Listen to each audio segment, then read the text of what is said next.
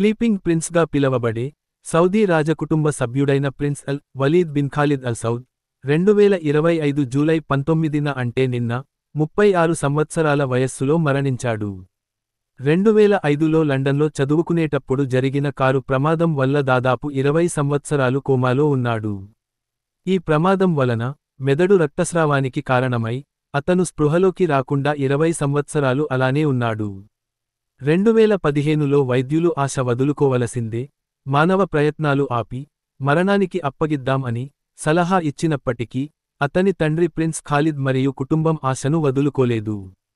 నిద్రిస్తున్నవానిగానే భావించి వారు ప్రపంచవ్యాప్తంగా నిపుణులను సంప్రదించి వారి రాజభవనాన్ని ప్రార్థనా స్థలంగా మార్చారు. ఖురాన్ శ్లోకాలకు ఆ ఫేవర్స్ బట్టి అతని చిన్న చలనాలు చిత్రీకరించిన వీడియోలు మిలియన్ల మందిని ఆకర్షించాయి.